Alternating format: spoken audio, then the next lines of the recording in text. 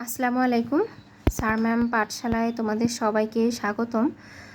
আজকে আমরা শিখব হচ্ছে ষষ্ঠ শ্রেণীর গণিত বইয়ের জ্যামিতি পাঠ সম্পাদ্য সম্পাদ্য 1 কিভাবে অঙ্কন করতে হয় এবং এটা কিভাবে অঙ্কনের বিবরণ লিখতে হয়। তো এটা আমরা সুন্দর করে এখানে সহজ করে উপস্থাপন করেছি।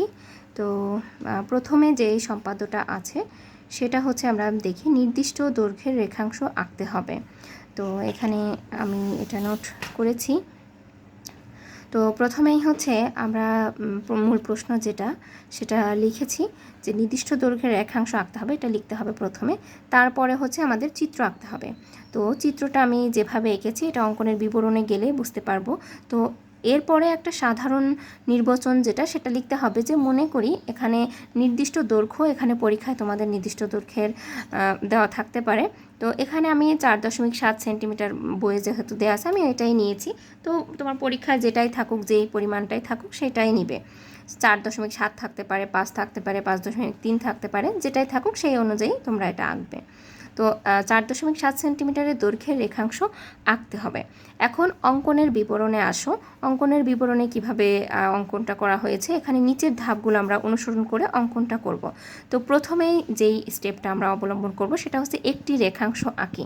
এই যে এখানে যেমন আমরা যে চিত্রটার মাধ্যমে দেখি যে কোনো একটা রেখাংশ আঁকি, তার উপরে একটি বিন্দু এ নিজ, এই রেখাংশের উপর যে কোনো জায়গায় আমি একটা বিন্দু এ নিব। আমি এখানে নিতে পারি, এখানে নিতে পারি, যে কোনো জায়গায় আমি এ বিন্দু নিই। তো আমি কর্নারে যে বিন্দুটা আছে সেই বিন্দুটাকে আমি এ বিন্দু ধরেছি। এখন কাটা কম্পাসের সাহায্যে, অর্থাৎ কাটা কম্পাস মানে হচ্ছে এটা, এবং এই কাটা কম্পাস আর রুলার এই দুইটা জিনিস আমার কাজে লাগবে। এই কাটা কম্পাসের সাহায্যে আমি হচ্ছে রুলারের শূন্য দাগ থেকে সেন্টিমিটার, যেহেতু আমি সেন্টিমিটারে মেজারমেন্ট নিয়েছি তাহলে আমার সেন্টিমিটার অপশানটা নিতে হবে। সেন্টিমিটার এই সাইডে আছে। তো সেন্টিমিটারের এই শূন্য দাগ থেকে কাটা কম্পাসের এক প্রান্ত বসাতে হবে আর 4.7 আরেক প্রান্ত মিলাতে হবে। তো আমি 0 থেকে 4.7 পর্যন্ত মিলিয়ে নিই। 0 আর হচ্ছে এই হলো 4.7। 4.7 পর্যন্ত মেলানোর পর তারপরে হচ্ছে এই কাটা কম্পাসের একটা প্রান্ত, যেখানে হচ্ছে এই যে এ বিন্দু যেটা, সেটা এক প্রান্ত আমি এ বিন্দুতে বসাবো এবং অপর প্রান্ততে আমি বি বিন্দু চিহ্নিত করব।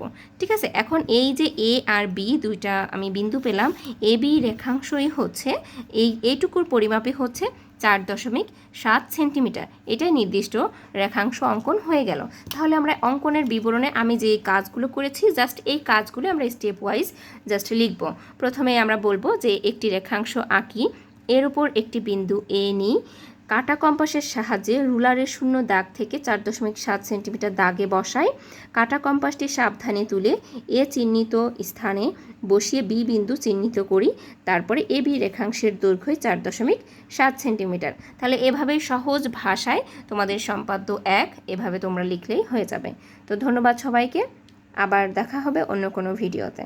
আসসালামু আলাইকুম।